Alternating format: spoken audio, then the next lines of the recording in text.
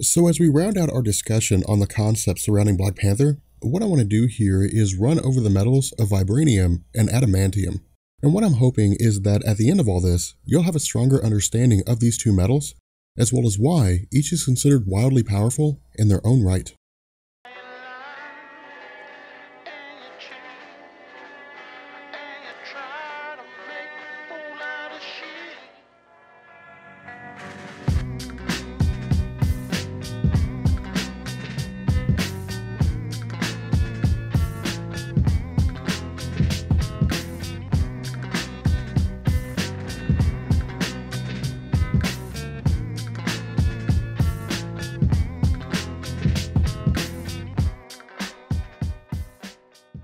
So within Marvel Comics, Vibranium exists in two forms, Wakandan Vibranium and Antarctic Vibranium.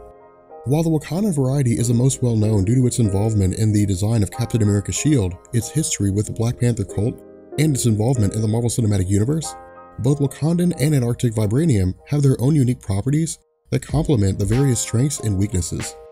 Originally introduced in Daredevil Volume 1, issue number 13, titled The Secret of Kazar's Origin, Antarctic Vibranium was actually introduced first and resided in the Savage Land. To sidetrack here, in my video on the Beyonders and their interactions with the Marvel Universe prior to the start of Secret Wars 2016, they had experimented with human evolution, but could only do so by working through races native to our universe due to their inability to leave their own reality. As a result, the Beyonders began working with a race called the Nuwali for the purpose of creating an isolated area on Earth away from the human involvements, which could be used as a kind of game preserve, allowing for the monitoring of various species from across the landscape as they evolved over the years. Taking to Antarctica, the Savage Land was created using technological devices to create a temperate jungle climate, which was filled with various creatures including dinosaurs, insects, and primitive man.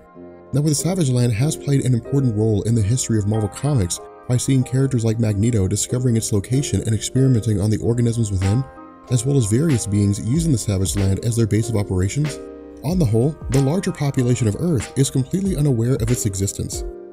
That said, what we're told in this particular comic is that at some point in the past, Lord Robert Plunder, a British nobleman, explorer, and scientist, had discovered the Savage Land while looking for precious metals that were unavailable in the rest of the world. Discovering a chunk of metal before he was able to split it open, the metal began to irradiate in a way that disrupted the metal all around it, causing the various items in the room to break down on the molecular level and dissolve.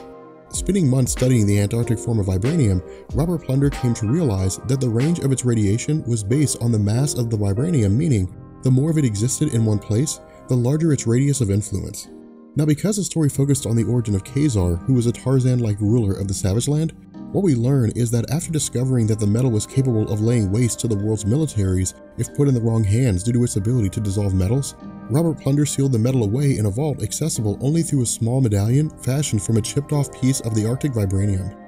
Splitting it in half and providing a piece to each of his two sons, the hopes of Robert Plunder was that they would both grow into heroes who would either protect the Vibranium or use it in a heroic fashion, turning its power on villains who sought to bring harm to the world. Now, transitioning to Wakandan Vibranium, unlike the Antarctic variety, the origin of this version is far less developed. Referencing my video on the history of Wakanda and the Black Panther tribe, all we really know is that at some point around 10,000 years ago, both the Wakandan and Antarctic versions of Vibranium landed on Earth by way of a meteor crash in their respective locations. Discovered by Bashinga, the leader of a local tribe near the Egyptian border, because the metal discovered by Bashinga would have allowed him and his tribe to rise to prominence amidst their enemies, who were still using stone and wood for their weapons, Bashinga petitioned the Egyptian god Bast to bestow him with the powers of the Panther in order to safeguard the Wakandan Vibranium from those who would seek to use it for evil, but also ensure the future nation of Wakanda would serve as one of Bast's loyal followers without fear of being destroyed. Now, while Marvel has never offered an explanation on why Antarctic Vibranium breaks down metal on the molecular level while Wakandan Vibranium absorbs various energies, even if only by speculation, we can make a legitimate argument that these two forms exist in a kind of yin and yang. Because of their respective properties, if Wakandan and Antarctic Vibranium were pit against one another, it would stand to reason that the anti-metal properties of the Antarctic variant would be absorbed by the Wakandan variant, nullifying its effects. At the same time, if the Wakandan variant struck the Antarctic variant, it would stand to reason that the Antarctic variant would be unaffected since both contain the same basic metallic properties. Now, having said that, while both forms of Vibranium are relatively well hidden throughout the world, whether by selling small portions to keep the nation wealthy or through thievery, Vibranium from both Wakanda and the Antarctic have made their way into the rest of the world and have been used in a multitude of different ways.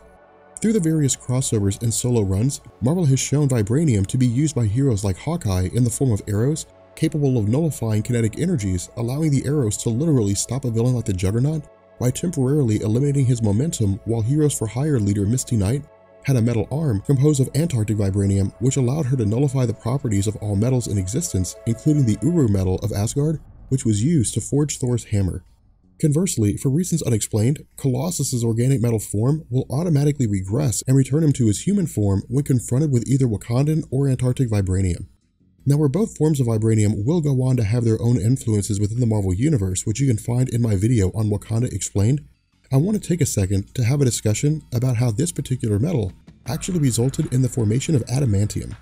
Covered in Captain America issues 302 and 303, as well as Avengers issue number 66, following his efforts to help Wakanda stave off an attack by Red Skull, Adolf Hitler, and Baron von Strucker during World War II,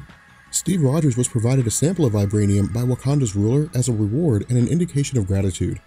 Taking this time to fashion a new shield, the sample was given to the US government, who in turn handed the sample over to a man named Myron McLean for the purpose of creating a new shield for Captain America, but also investigating practical applications for the US military. Where this would come to fruition, during the experiment by Myron, he had actually fallen asleep, resulting in the Vibranium bonding with unknown elements, two of which were later discovered to be iron and adamantium. Looking to recreate the formula, Myron began to combine Vibranium with a series of different metals, none of which seemed to compete with the durable properties of Captain America's shield. However, in an act of desperation, Myron began to produce a series of alloys, combining them together and stumbling across the formula for pure adamantium. Covered in Avengers Volume 1, issues 201 and 202, while the exact composition of pure adamantium has never been revealed within Marvel, what we're told is that these various alloys are all kept in isolation from one another to prevent impurities from occurring.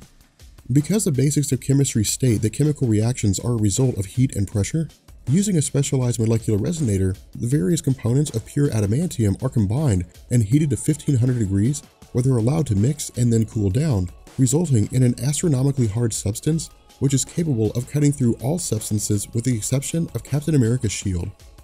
Now, having said that, because each of these metals have their own properties regarding the usefulness and durability, they're highly valuable and extremely sought after, but have also fallen into less savory hands on a multitude of occasions.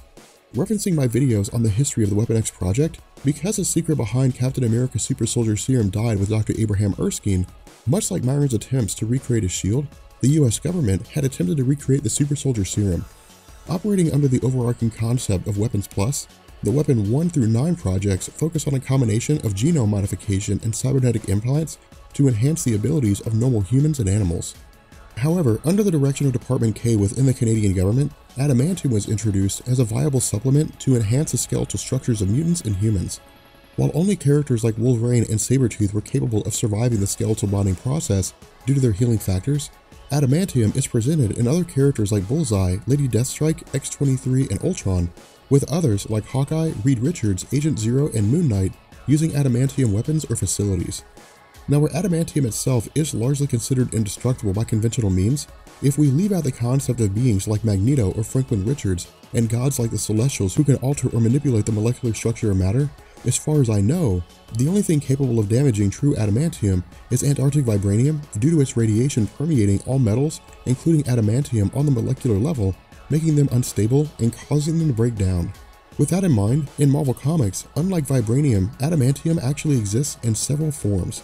Where true adamantium is present in the bodies of Wolverine and Sabretooth, most all other adamantium in existence is considered to be secondary. While the elements making up this form are also left ambiguous, secondary adamantium is not as durable as its true form and can be damaged by beings of extreme strength like Worldbreaker Hulk, Thor under the Warrior's Madness, whereby he loses his ability to think rationally and flies into a state of rage, Terex the Destroyer empowered by Galactus, or Apocalypse at full strength. With that being said, we're going to bring this video to an end, and let me know what you guys think about these metals in Marvel Comics. Do you guys want me to just run over all the other metals like Uru metal and Carbonadium and Dargonite, I think it is? It was mentioned in Guardians of the Galaxy once, and I don't think it's ever been mentioned since. Let me know what you guys think, and I will catch you all later. Peace.